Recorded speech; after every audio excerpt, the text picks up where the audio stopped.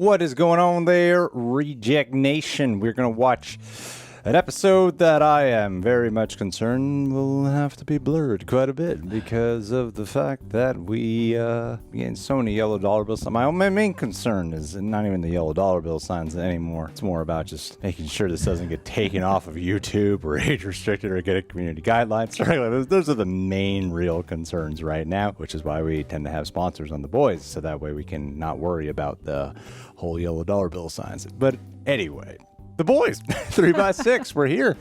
Guys, leave a like. That'd be very much appreciated. Also, leave your thoughts below on the episode down below. And subscribe and click that notification bell to get notified when our reaction for the next episode of The Boys is up here on the channel. Full-length watch-alongs where you sync up with the time code are available over at our Patreon page for Super Sexy Rejects. Go ahead, check out everything else we got to offer over there as well. Also, thank you to them Prepper Boys helping us edit down these highlights. And thank you to Storyblocks for sponsoring this video. More on them after the reaction. Let's get to it.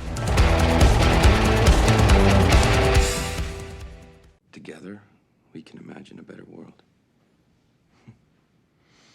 Imagine there's no heaven. Yes. Yes. Yes. No hell below us. Above us, only sky. Yes. Living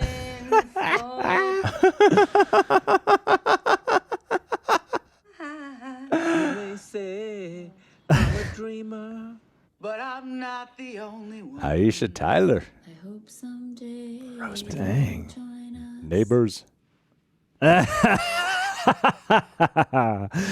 Yes. Soldier Boy. No, it's impossible. He died like 40 years ago. Someone's cosplaying? Look at his face. It's him. Homelander looks so disturbed. You want to tell the world that Soldier Boy, hero of heroes, is back from the fucking dead and blowing up Midtown?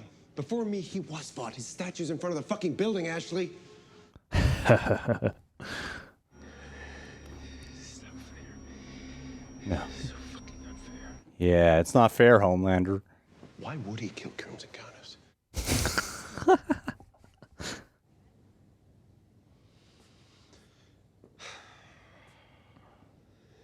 I'm really glad to have you with me on this one. We all deserve a friend like Black Noir.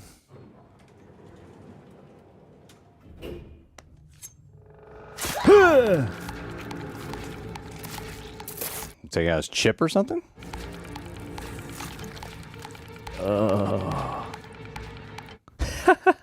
What a badass. Man, I missed Benny's. It's how we won D-Day, you know. We were wired to the fucking gills.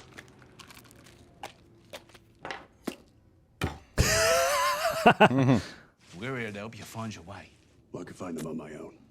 Do you know what a GPS is? Or Bluetooth? Or, I mean, the internet? You made those words up. And all we ask in return is that you add one more name to the list. Named Homelander. He's the new you. No one's the new me, pal. But why him? Let's just say you're not the only one who wants payback. Put together an orgy. The biggest orgy you've ever seen.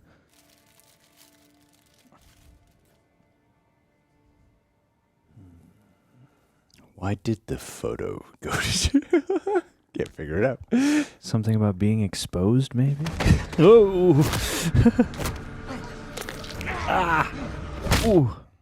Proud black man's journey to the root of his roots as he takes the A-train to Africa.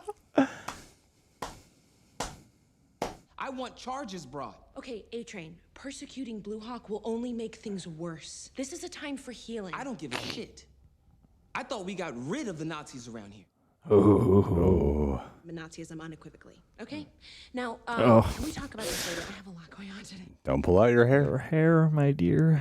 My brother is paralyzed. I want some fucking justice. Seriously? Justice? Yeah. Yeah. Let's not forget, You also murdered! Yeah, that's right. You did not give a shit about all the collateral you caused then. Now all of a sudden you care? Because it happened to you? Go fuck yourself. Oh. Yeah, that's right. I said that. Out loud. You go, Ashley. Makes a good individual point about A-Train. We think Crimson Countess was just the start. We think he's going after his whole team, including Noir. The good news is that means we know where he's probably headed next. The twins, TNT, they're the closest. Vermont. Oh, shit. You go there, and if Soldier Boy does show up, you call me. Yeah. What should I tell the twins? I don't give a fuck. Got it. Invites into the hero-gasm for all I care. Made a long face, Tiger. What if it was a mistake to take over Vought and then they all know I'm a fraud? Now, what do you care what a bunch of mud people think? Say it! Want them to love me. Yahtzee! So why do you keep running headfirst into the same brick wall? It's because deep down there's a part of you that is still human. No. Oh, my God. Dirty, shriveled, anemic little part of you that still mules for love and a mommy and a daddy and a boo-hoo-hoo. It's like Smeagol and Gollum. We gotta cut that part of you out like a cancer. Oh, God. Well, then, my boy, you can finally be who you were always meant to be. Pure nutter. Pure. Yeah. Like marble. Oh. At least he's getting self-validation from himself. Yeah. Would rather die than be Soviet slaves. Afghanistan is ours. And I'll stand by our Mujahideen brothers until the end. You know what else I'll do? What? Vought. I'll distract you. The twins. Wilhelm scream. I blacked out. When I came to and the damage was done, I didn't mean to hurt those people. But that won't happen again, right?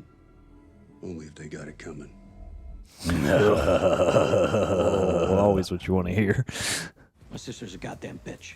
And TNT, right? I'm a big fan of yours too. I always felt you got railroaded with that Starlight thing, by the way. You know, like, what? Nowadays you can't even pay a lady a compliment. Oh, my God. Anyway, we are just so pleased, you know. You could hear it in the background. Yep. You guys having a party? Oh, yes. Oh, here let's we do it. go. This is hero, guys.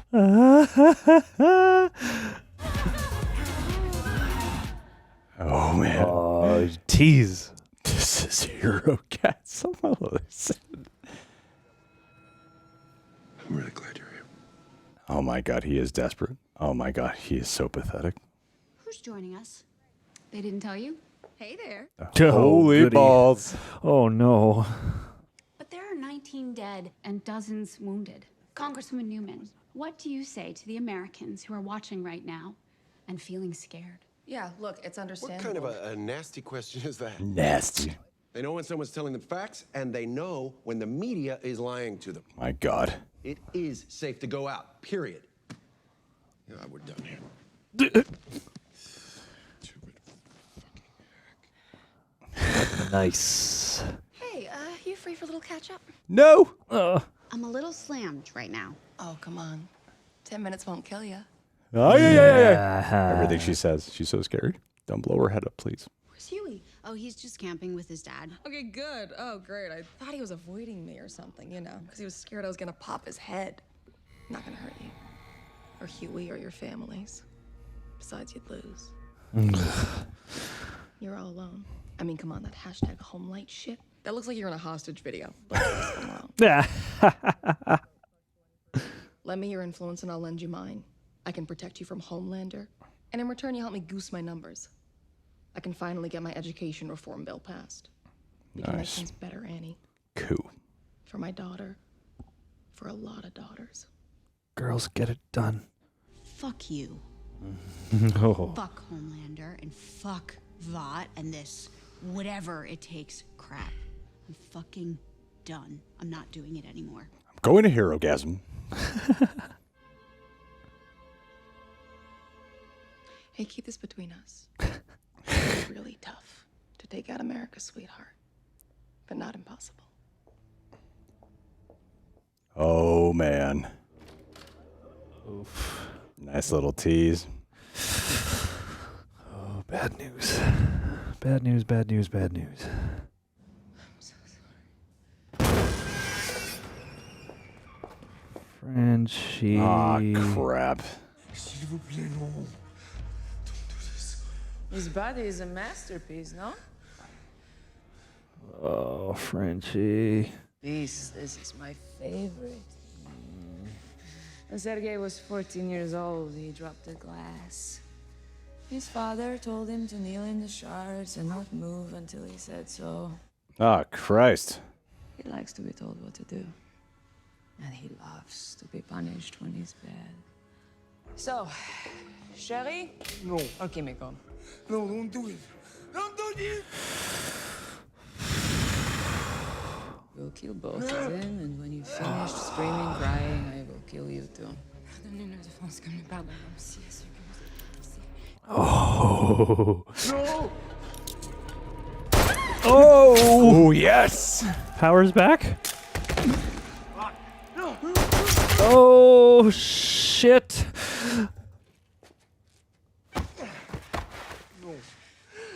Come on, Kimiko. Yes! Oh.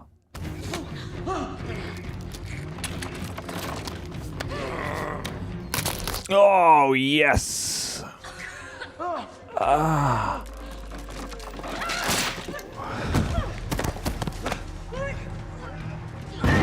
Ouch. Oh. Oh, this is fucking brutal.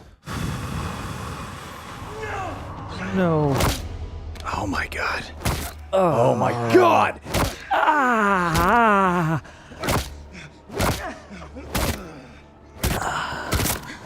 Jesus Christ. Oh.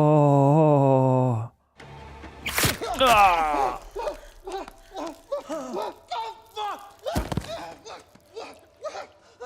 Yes. Fuck yes.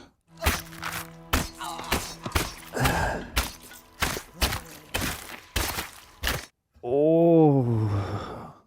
She's gone. Nina's gone. So Ray's gonna get shot. I know. All I know is that if we didn't check the burners 3 times a night, Soldier Boy would come back and kill the rest of us. Oh, my dude. Oh, golly. It's back. Oh, my God. It's back. Come in, you are more than welcome to party. Party? Yeah, the 70th anniversary of Herogasm. Fuck me. Oh. You're not soup. I'm with her. For the fuck party.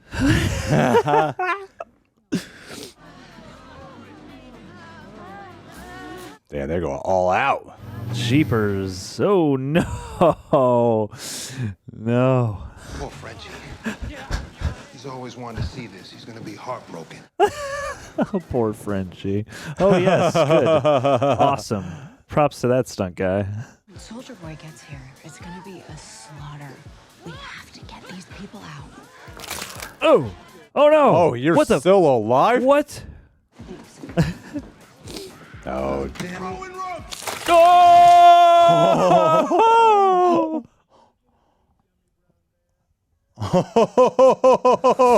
Oh, damn. Yep.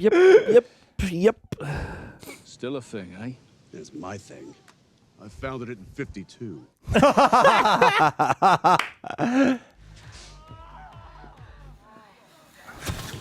Oh, yeah. Oh, no, this is a bad look, man. You better go invisible. What is he doing it with? Jesus. Oh, no. What are you doing here? Nothing. I'm not doing anything. Why would you even? This octopus was sick. Why would you ask? Homelander is gonna love this. No, wait. Wait. Please. Stop. No. Oh. Can hate you. I hate your mouth. I hate the way your jaw pops when you chew. And I hated every second I spent holding that clammy hand. I should have killed you in the womb. Fuck you! Oh, sorry. Oh, Jesus. No! No! No! You never apologized for Robin. I'm sorry. It's fucked up. Seeing somebody that you love get hurt like that. Oh. Homelander is coming. The Deep told me when those two start fighting. This is going to be awesome television. That's what it's going to be. It's going to be the best episode yet, of course. Oh, yep. You have to go. No, I need you to stop him. Annie. Oh. Oh my God, no. Jesus Christ, all I want is to save you. You keep saying that, but I don't need you to save me. Right, God forbid I help you because I always have to be the weak one. Oh, dude. You killed my family. Which one?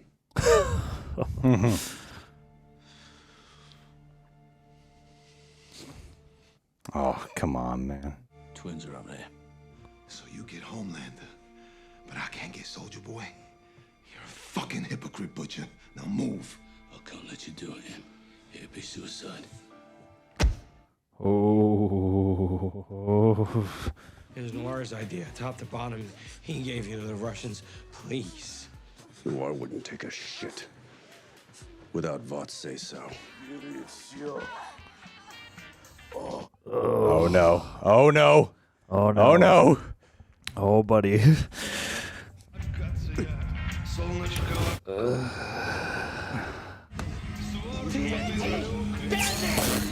Oh. Whoa. Oh. Yep. God. Oh, Jesus. I gotta go. Annie, wait. Annie. You guys are always away at the right time. I'm not gonna let you. Ooh. Oh, God. We gotta talk. Jesus Christ, not right now. There's a psycho back there. Ooh. Get your fucking hands off me. You hurt a lot of people. You hurt my brother. You're not gonna get away. Not this time. Ooh. Whoa. Whoa. Oh, my God. A-Train's really back. Your heart, buddy. Ow. Holy shit. Damn. Oh. That was unexpected. Holy shit. Yeah, man. At least hide in the bushes.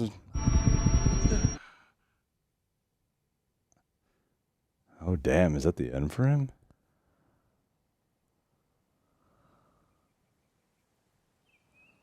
Wow, I can see that being it for him, man. Help me. Oh, no. Not again.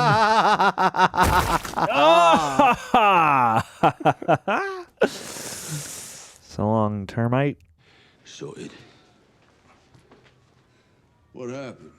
You happened, bruh. Oh, shit. Here we go. No. William, we made a deal to fight to the death. This is cheating. Deal's off. Whoa. You were the only one that was nearly as strong as me.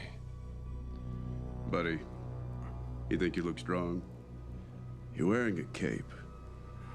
You're just a cheap fucking knockoff. I'm the upgrade.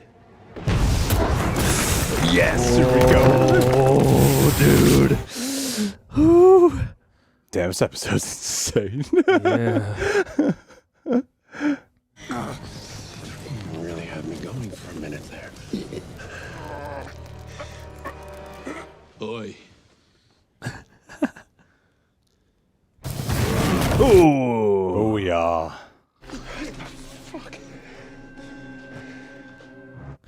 Oh, shit. Come on, Butcher. Oh, shit. What have you done? Scorched earth.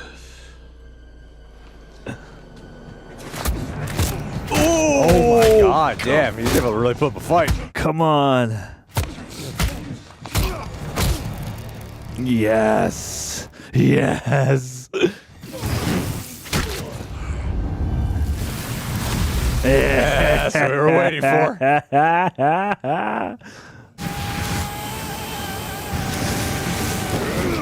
Oh, nice. Oh my God. Take that cape.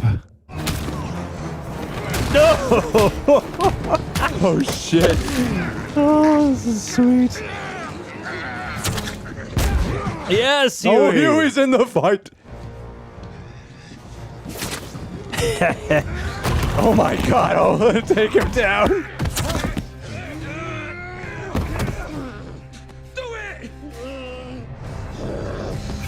Whoa. Huey! Get out of here! No fucking way!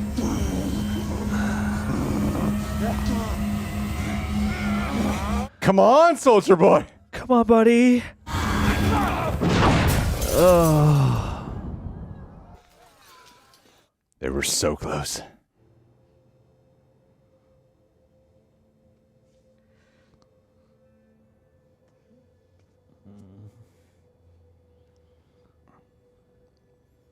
No. You were raised, man. You were taught to survive. We cannot escape our old lives, huh? I suppose no one can run that fast.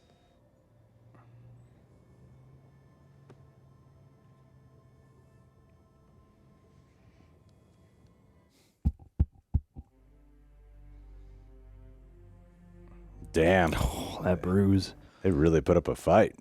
God damn. That's wild, man.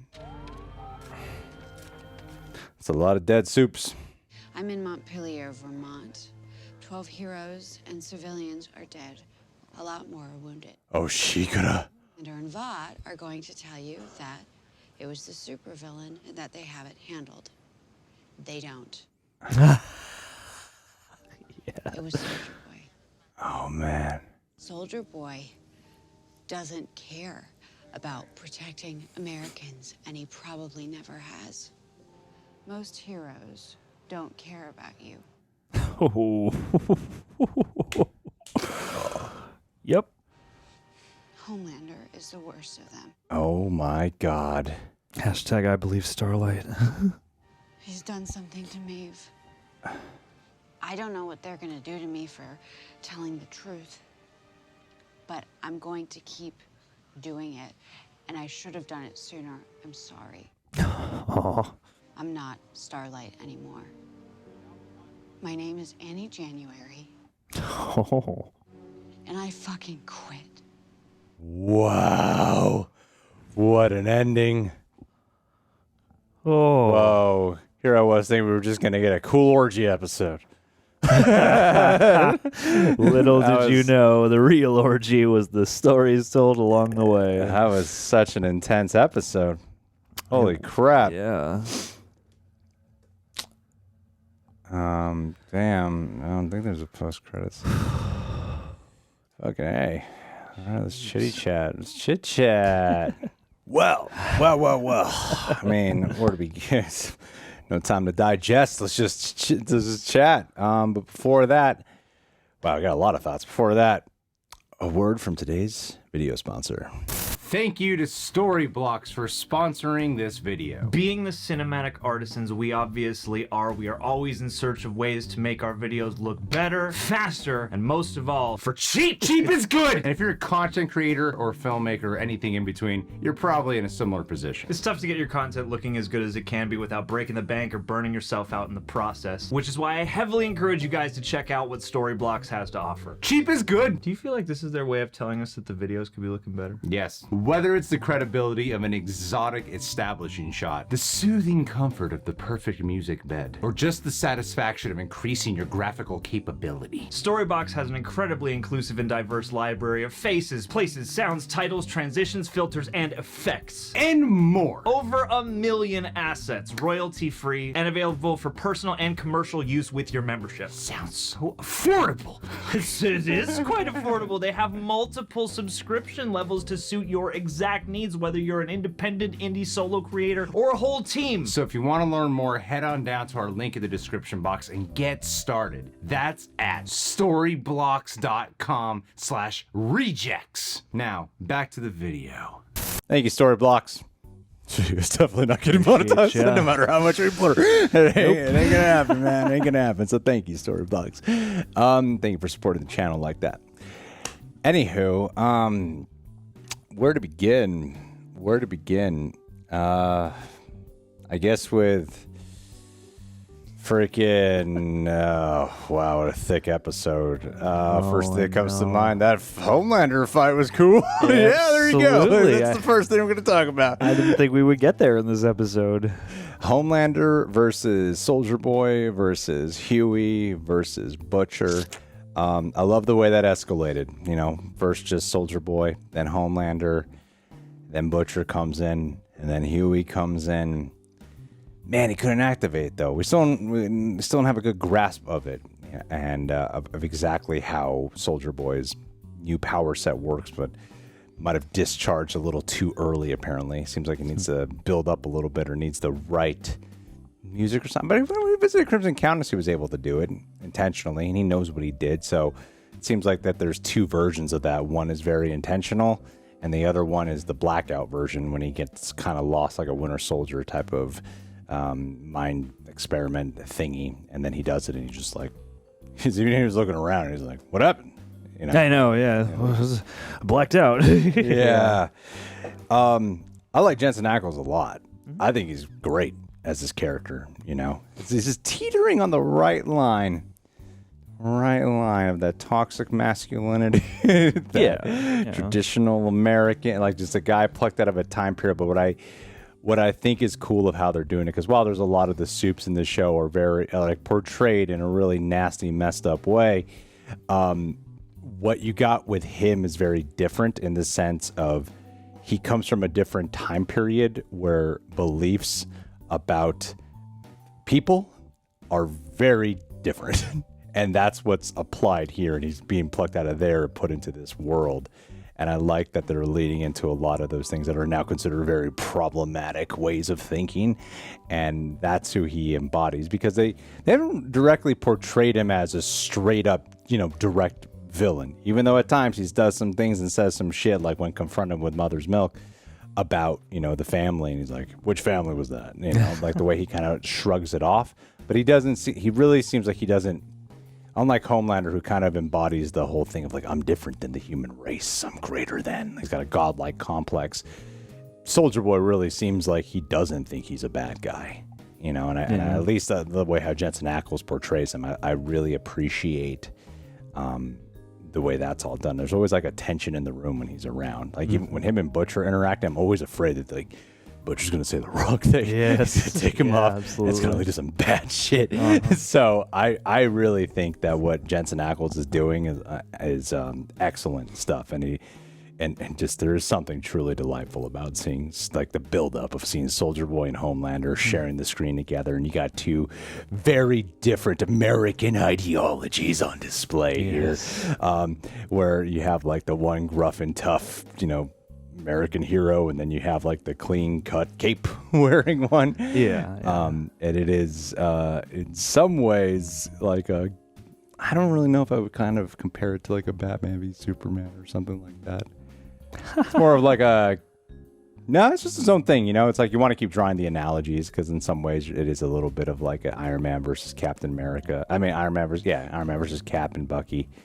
It's probably the closest it is. It's probably close to a Civil War fight as it is. But in terms of like, they're both not good people.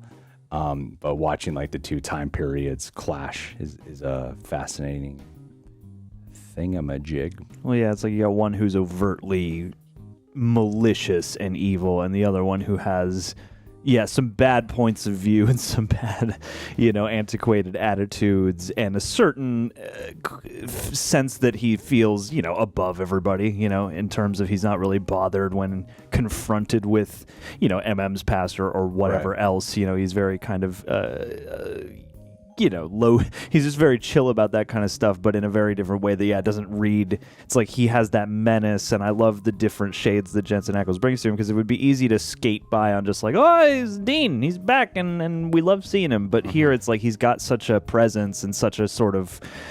He really does embody that sort of man out of time, all-American quality, and he is a really fortunate, as much as there is like the obvious connections that got him into the door for this, there is like a really nice parallel to a Chris Evans type that he gets to mirror and play off of, and I think he is a wonderful casting choice for this, and I love watching like the scenes that he had with Huey, and then from that all the way to the chaos and the mayhem. It's been interesting to watch this Uneasy Alliance form, especially because there is that quality where so many of the soups are just outright scummy in the worst way, and this obviously is an uneasy bond or an uneasy partnership, but there's something he brings to it where you're like, well, of all these people to be partnered with, he does seem like one of the least overtly horrible to deal with. Yeah, it's like the shoe has to drop, but at the same time you're like, well, I guess if we had to have one of these guys as an ally, this guy's as good as any. Unfortunately. I don't know how Mother's Milk thinks he could possibly take him down. It's like all his methods, and like he's just so blinded with vengeance. There's just not a chance in hell he has, and then there's nothing he's done at all. I'm like, maybe that'll work. I know. I almost wonder either there's something else, something to do with the guns that he's packing that aren't normal, or it's a death wish of his own, of sort of like, I'm going to go out guns blazing, and then if, probably, likely, that's not going to do anything, so then I will, be free of this pain and rejoin my family, basically. I really want to credit the writers. And the Nelson something? Neil? I don't remember who directed it. But I really want to credit the writers of this, because they did a superb job this episode around. Mm-hmm. Like, this was truly intense, and Nelson Krag? Is that Nelson Krag. They did seriously just an absolute wonderful job. Yeah. Because... they, when you're hearing Herogasm being built up, because I thought Herogasm might be like crazier. I thought they would go even like way more like balls to the wall, a bunch of crazy superhero stuff. I mean, there's only so far you can go before you're just doing something that's like X-rated. And well, not even those boundaries matter anymore on streaming TV. It can, though. You can still kind of, it can go push to a certain point. Because I remember in the first season, there was one time where they walk into the club and there is like kind of a taste of what a Herogasm could be like when you are seeing a bunch of superheroes at a club doing sexual activities. And here, it's like it is like feels like a full on orgy, but like they didn't go as far as maybe a lot of us probably built up in our heads of where they can go with this. But I liked how it wasn't about that. They didn't stop the episode to go, which they could have. Like a little bit of moments, but in the beginning, you have to. You set the scene, but it's that thing of like we didn't really get too distracted from like the point of being there, and I feel like they could have taken 5 to 10 minutes break just to go crazy with stuff, but at the same time, I don't feel like I was slighted something by the way they handled it. So it's funny. It's like it could have been more insane in some ways. You're like, this is like a lot of orgy scenes I've seen, except for way more close-ups on certain and then a couple of power moments. But I think what they did great. I think the environment created a sense of uneasy tension. Yes, totally. So I thought using Herogasm as a way to create an unusual level of suspense was really cool. Like, because it's such a vulnerable position to be in. It's an exclusive event. And, like when Huey is walking around and, you're like, oh my God, how is this going to go down? And like, this is such an awkward moment for violence and the percolating suspense that, Soldier Boy's outside and he's waiting to go in there and, murder a couple of people. I thought it was a really great groundwork to create a stage for some shit to go down. So I thought that actually made it more warning, because they had their fun more in the beginning when MM and Starlight are first walking around. Look how deep went immediately to the octopus. That's where he would go. You know? You sick bastard. Man you loves, well, the heart sick- wants what it wants. Sick bastard. You sick bastard. Yeah, his wife's not going to be happy about that. But I thought this was just a very suspenseful episode, like overall, and with some great drama. You know, the way they've been fleshing out Starlight's journey of, you know, 'cause I've been saying it since the trailers came out, that this seems like it's a breaking point season for every character here. And I didn't really see that coming with Starlight to this extent. You know, when she's talking with Newman, you know, that's a very tension-filled scene as well. Like, okay, now this seems like the moment when Newman is going to partner up with Starlight and the boys. But no, she doesn't go down that path either. And then her it's like, I like when they use, sounds like a weird statement. I like when they use the physicality of nudity to be a very vulnerable, like an emotionally vulnerable position. So like Huey and Starlight having a nude conversation out in the open where everything is coming out. I think that's when a case of like, oh, it's kind of funny when you first see them there, but really what's making it even more vulnerable and hit even harder is the fact that they are both exposed fully in that moment. And I like the trajectory. I think they've done a really good job on handling. This is the most interesting, I think, the romantic drama part of Huey and Starlight has been in quite some time. Definitely.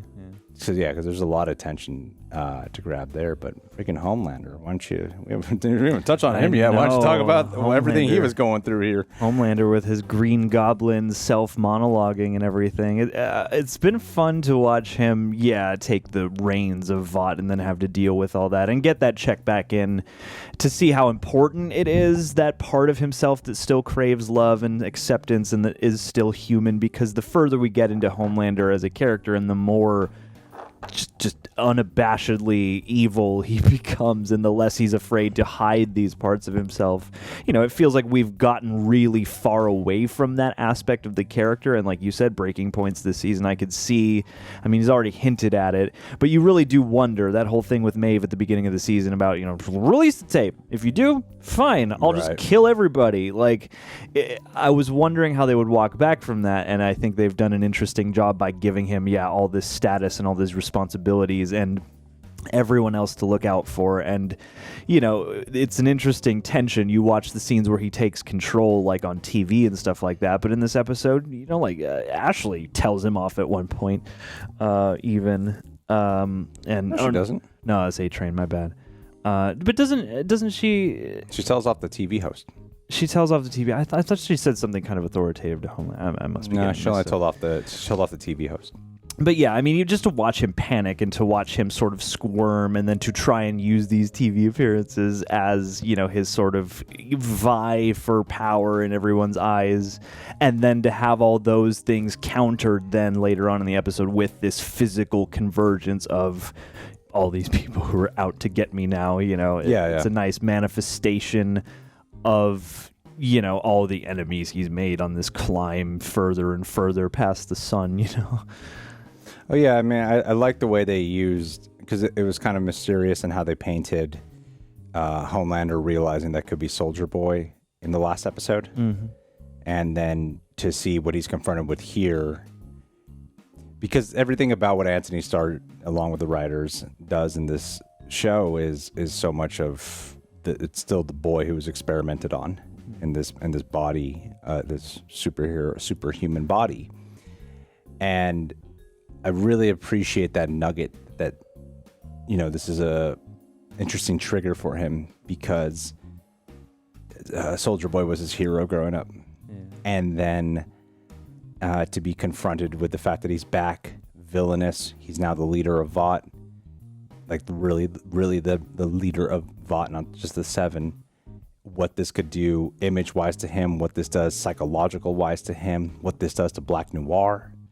You know, getting like he has that moment that's really funny, and I like when they bring those nuances in with the humor. You know, when he confides, when Homelander confides in Black Noir, says nothing, and then Homelander's like, "I'm so glad you're here. I wouldn't want to do this without you." Like, he literally does nothing, and then he feels abandoned by Black Noir. all bringing up those childhood feelings again within Homelander, I think, is they managed to construct a really strong character. Like, it's always been character driven, but they kept it really character driven in an episode that I think we all thought would just be balls to the walls bonkers, and it wasn't that. They had that, but it was so played so much on character. Like you have Soldier Boy, who's just completely lost, and he's in a world of like different belief systems now, and what it means to be a man is what he's really focused on, and then also feeling hurt and betrayed.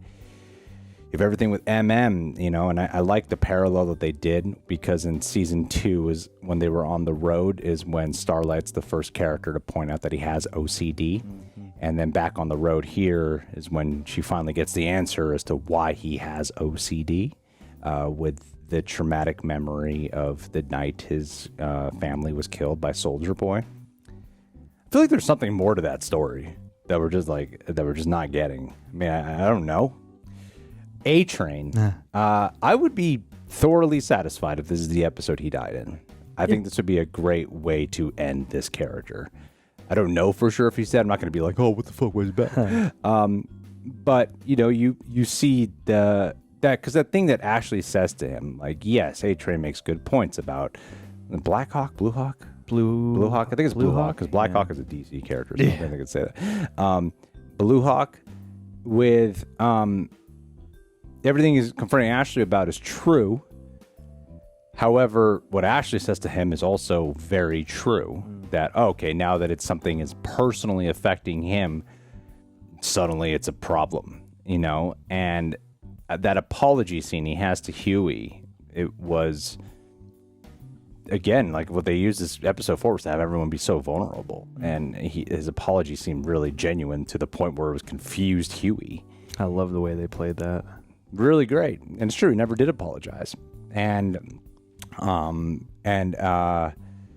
then when he does kill him, I think just that would be a great, because it's not like he goes out as like, a redemptive arc, but he did the things he felt were the right things to do.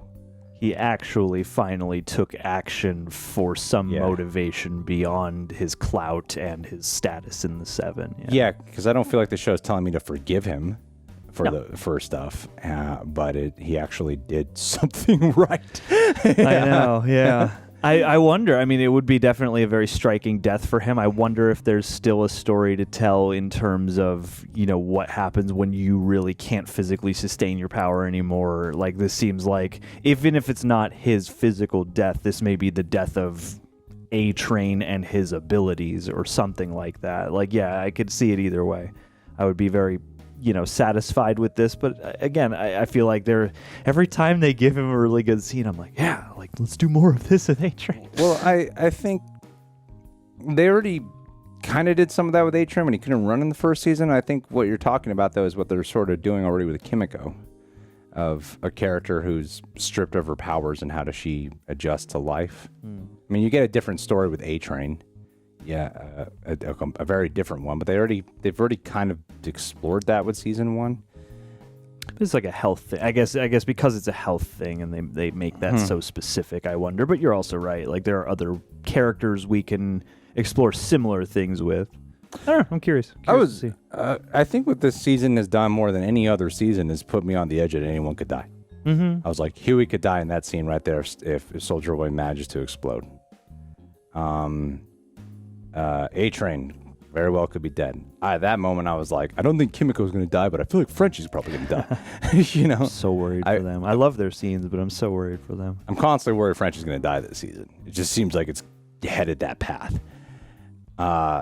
Starlight, even. I'm like, they could kill Starlight. I really feel like they could just kill off anyone right now, other than like Butcher. Now, especially with Starlight, now the gloves are off. Like, part of me wants to see that play out longer, but I also like, this season feels really tight in the sense that, like, you get some really good emotion mixed up with some really good tight plotting, and it feels like they've maximized all the room and space that they're using, and there's not really anything that drags or leaves like space that much. So I do wonder, because they're good at like hopping to the point. Like I never would have expected this episode necessarily to be the one where we actually get like some of the things you would expect like to be leading up to in a finale.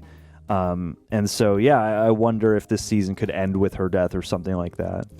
I think the use of that fight, especially, there's only like 2 episodes left, right? I think so.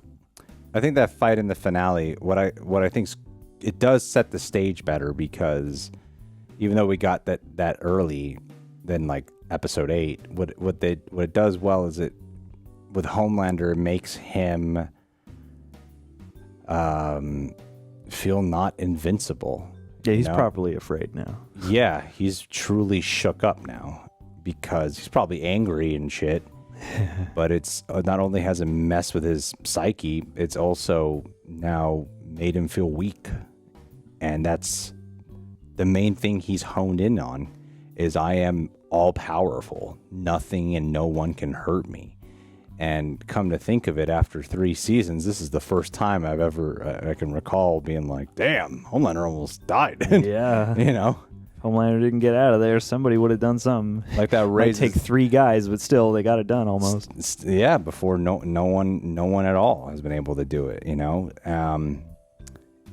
Yeah, I loved it. I loved it. And with Frenchie and Kimiko, yeah, that shit's so heartbreaking. I'm so worried that Frenchie's always going to die. But, you know, like with Kimiko, too, you know, she blames her powers, but... what is it called? The Liberation Army? Where she was raised? She's got a fucked up upbringing. And it's like, there's so much... I think so much of what this show explores is how the past of each of these characters, more than just Frenchie and Kimiko, everyone's past really haunts them. Mm-hmm. And especially with those two, though, because they're the ones who... Because like Butcher most of these people have a tragic past, undoubtedly. But I think with Frenchie and Kimiko, they really play it like a tragedy. Whereas like Butcher's like, God, he's a badass, confident guy, says the C word all the time. You know, it's funny. Because Kimiko and Frenchie have something in a different way than say Huey and Starlight, because they're differently positioned characters. It feels like Frenchie and Kimiko have the most fragile and the most like pertinent, current, right at the forefront situation. That's you could like, you know, he's mortal, she's got powers, but only so much, and it really feels like they are the ones in the most vulnerable position. Yeah, because Butcher, I mean, yeah, he's a lone wolf with a team, but you know, he's got his own sort of inner things to deal with. And yeah, Huey and Starlight, there's a whole other power dynamic there, whereas, you know, Kimiko and Frenchie feel like they do exist on the street level. Yeah. And are sort of, vulnerable, especially to everything going on, and especially because of their bond, and that bond being so current, and them both being in a similar position of, you know, not that this season they have to lay as low, but still, like, you know, they're not in the easiest position out of everybody. It seems like they're kind of the hardest positioned in the boys' core group anyway. Well, I think out of them all, especially in this season, is that they're the ones who most want to leave and are the most taken advantage of. Yes. Used. Yeah. You know? It's like MM keeps making the choice to go back. Like, they make their choices and shit, but MM especially is a character who's constantly, you know, getting mad at Butcher and blaming him, but he keeps choosing to go back into all this. And I think he's doing a great job. I'm always have mad respect for like the super buff actors who can like be super vulnerable on camera, because a lot of times you're like, you're hired because you're like a buff, charismatic guy. But you know, when you can be that grade A of an actor, I'm always like, hell yeah. I love all of his scenes. Very impressive. Yeah, he's really likable, and I like the pairing of him and Starlight a lot. Like when that chemistry was really found in season 2, I enjoy seeing it carried over here. I have no idea what's going to happen. That's been this whole season. It's like, I don't know what's going to happen. You know? No, it's been a very thrilling ride that way. And this ending with Starlight is a game changer. could genuinely be a game changer, and it's knowing the trajectory of Vought. It's like, oh, you kill Starlight, then blame her in some way. Or Homelander just embraces the side of the people who truly embrace him, because they keep pulling out words that are so Trumpy, when he's talking on stuff. So I appreciate that, and I want them to kind of lean into the corrupt side more of the liberal side, the Democratic side, with the Newman, who's obviously an AOC representative in a lot of ways. Not the same ethnicity, but it's so obvious that she's a play on that. Yeah. So I want to see that, even though I like AOC. Sorry for ever I pissed off. But I just want them. I wonder are some shitty side. Get woke, go broke, G. Get woke, go broke. The Met Gala. Yeah, this is a damn good show. This has been a great season. This has been a fantastic season, and I think it's been the most. Hasn't been the funniest one, but it's been so emotional and taut. I love it. It is. Even the Herogasm episode was like not that funny. There's some laugh out gross gags and shit, but it's not the funniest season. Mm-hmm. Even this episode I thought might be like the most funny one, but it really wasn't. Yeah, it's really precise. Like when they have humor, it lands, and they do a lot of other things that also land. And so yeah, I think it's nice when a show like this can do that, where it's not like it's not as funny, so it's a little uncomfortable now, or something like that. Like it still feels like the same world, but yeah. Just slightly less cause for humor. Yeah. Even in your Herogasm episode, which is pretty shocking. All right, guys. Well, what did you think about this episode? Leave your thoughts down below. Thank you to all who followed us on Patreon. Thank you to Storyblocks for sponsoring this video. And last but not least, let's do a Patreon. Fox for showing on the boys, because the boys only has one strong girl as a protagonist. Well, a few. You count Starlight, but I was thinking like a Kimiko, and I was like, who's this strong girl at our Patreon who could kick an ass? It's definitely Fox, because Fox is like a beast, people. Like a savage. Because Fox is mean, feral, relentless. Fox. Sinks her teeth into individuals. Rabid. It's morbid just how vile of a human being you are. Just the violence. This is not going to be a complimentary shout out. You should be arrested, your actions. Maybe thrown into an asylum or something to prevent you from more violent criminal activities. Dark abyss of your soul. I really wanted to come in here and be like, you send us exercise equipment, and you're so physically strong and all these things. You have great enthusiasm. And somehow we went down this path, and I'm sorry.